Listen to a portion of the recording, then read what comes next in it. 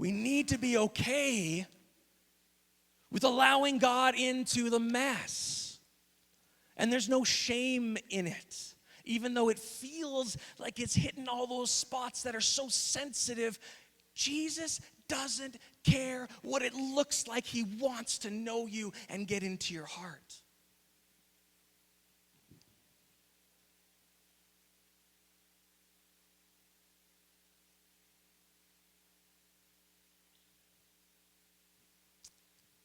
God has zero concern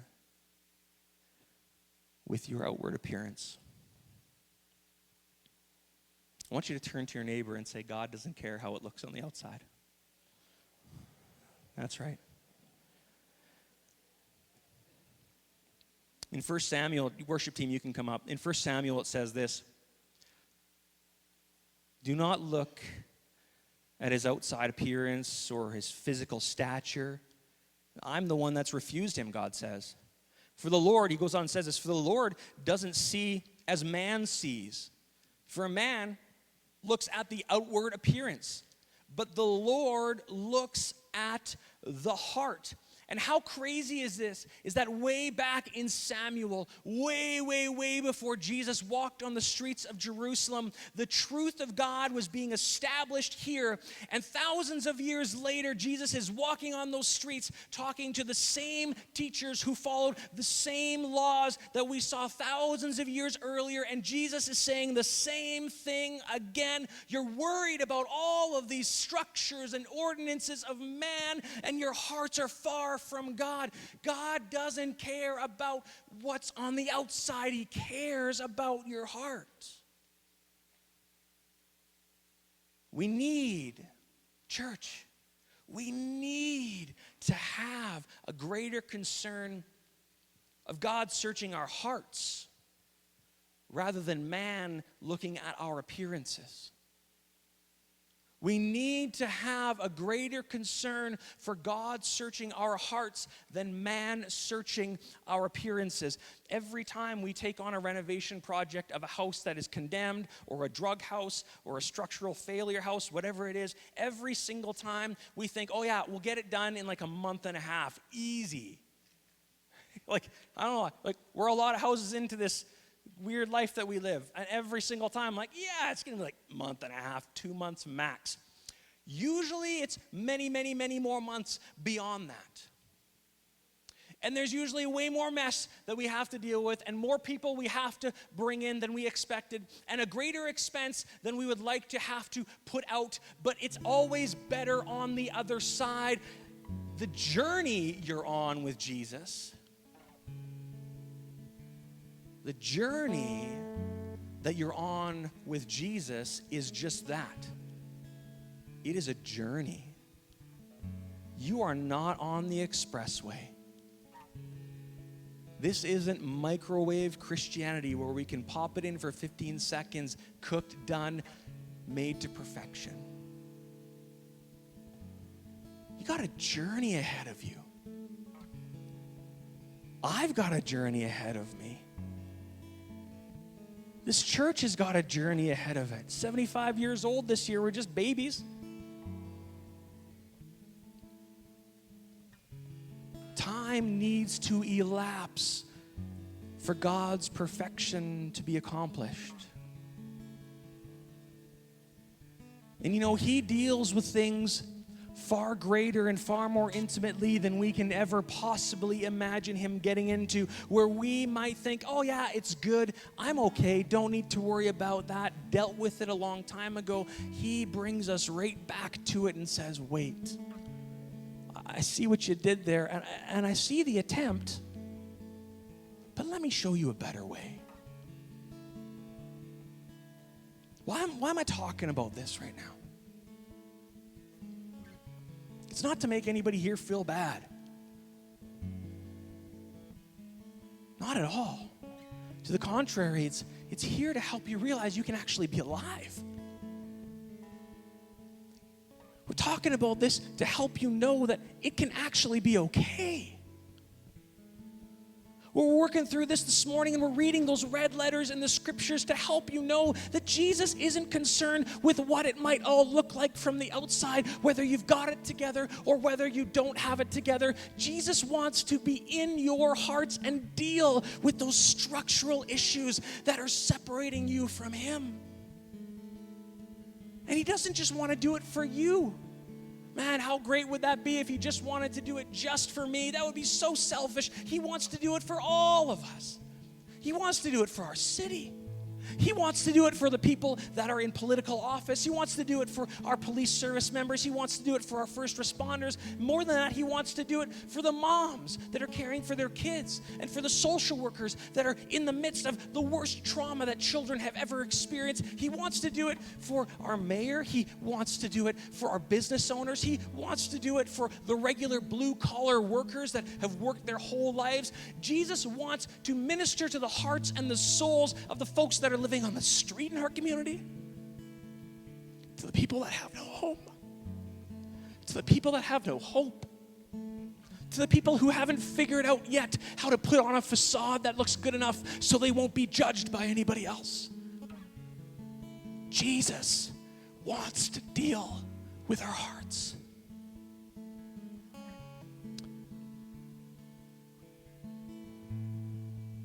The best part is there is not a problem that he can't repair. There is not a cracked foundation that he can't fix. There is no rock that he could put back up, that he can't put back up on a wall that's been broken down. There's no heart that he can't heal. And there's no life that he can't change. And there is no eternity that he can't transform. We're talking about this today so that we can all have a really, really, really good reminder. A really good reminder that we're not that special, but Jesus is. We want a really good reminder that even though we're not that special, Jesus sure thinks we are. And you might be scared to let him into the mess. You might have done a really, really good job at putting up that fake stone veneer on the outside of the house of your life to make it look a bit better, but there's cracks inside. And there's no shame in that. Don't be ashamed of that. You are a person, a human who has gone through life. Welcome to the adventure. We've all got the same stuff going on. Don't judge the person sitting next to you. Love them deeply and profoundly and compassionately the way that Jesus deeply and profoundly and compassionately loves you.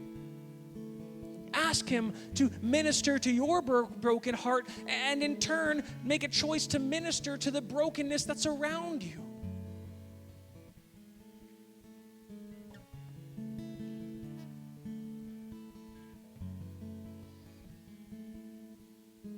We're talking about this today to help us to remember to be humble.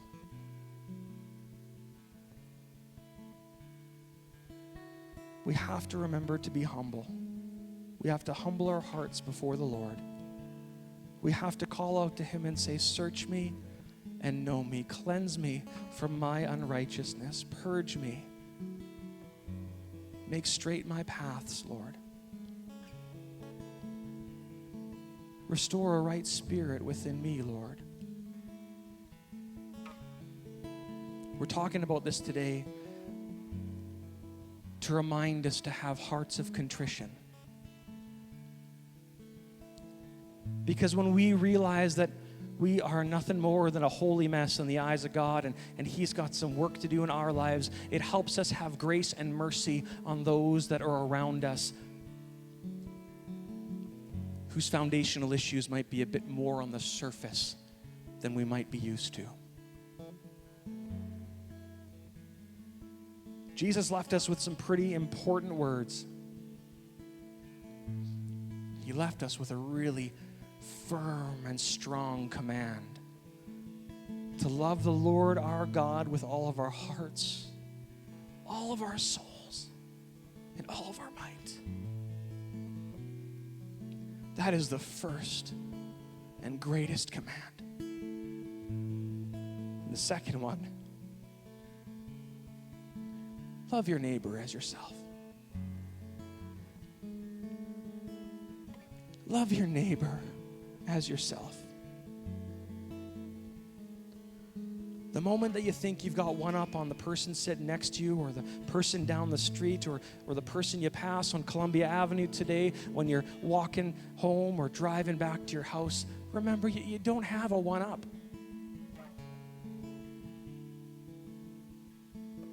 But you do have Jesus. And when you let him in to do the work, he is faithful to bring about the perfection. He is faithful to complete a good work in you. So finally, if you're wondering where to end on all of this, I just want you to stand.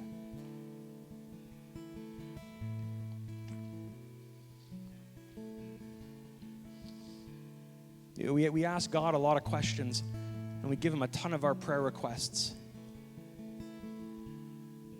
But we don't say this one very often.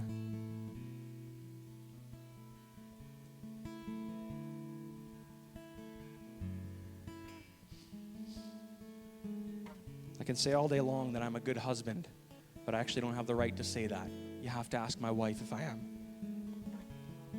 And I can say all day long that I am an amazing father, but I actually have no right to say that. You have to ask my kids and look at the evidence in them.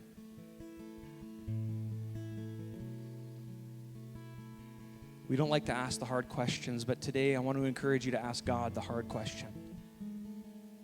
And it goes like this: Lord, search my heart. How have I sinned against you? Take your eyes off of everybody else's outward appearances and what they have or don't have or what they're doing or not doing. Forget all of that. It doesn't matter. It doesn't matter. How is your heart today? And you can ask God that question, and it might be terrifying, and you might not even want to ask it because of what you know is going to come to the surface. But I promise you, you're not going to die on the spot today. If you do, that'd be really bizarre. We'll just call it a coincidence. You're not going to die on the spot today. You can ask God the question, Lord, search my heart. How have I sinned against you? And what's good is God is the good Father, and he will reveal some stuff. And it's not so that you run away and hide and go a different direction. It's so that you can be aware that he intimately knows you. He loves you enough to tell you, and he didn't run the other direction when you asked. Some stuff's going to come up. I know some stuff's coming up for me right now as I even contemplate this question. Lord, search my heart. How have I sinned against you? You know, it's the best way that you can let the master renovator come in and highlight the foundational issues in your life. So what do you do after that? It's pretty easy. Lord, forgive me. Forgive me for my sin.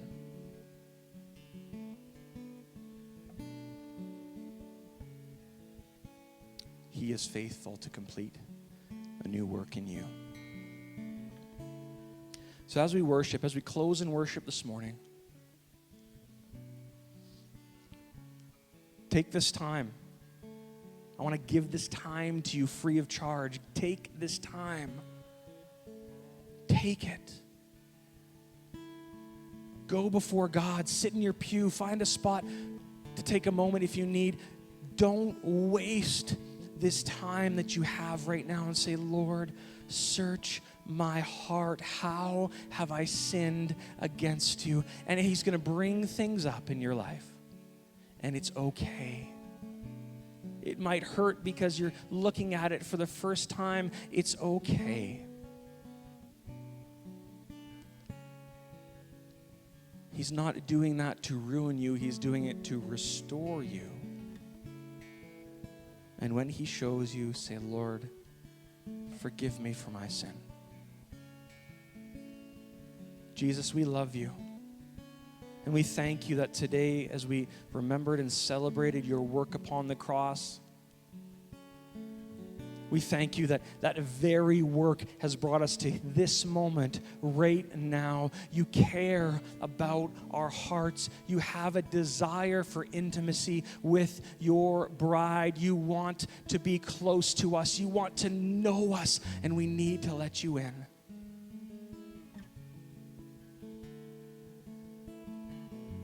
Lord, we invite you into this place this morning. Lord, I invite you into my heart this morning. Search me and know me. Show me how I've sinned against you. I want to make things right.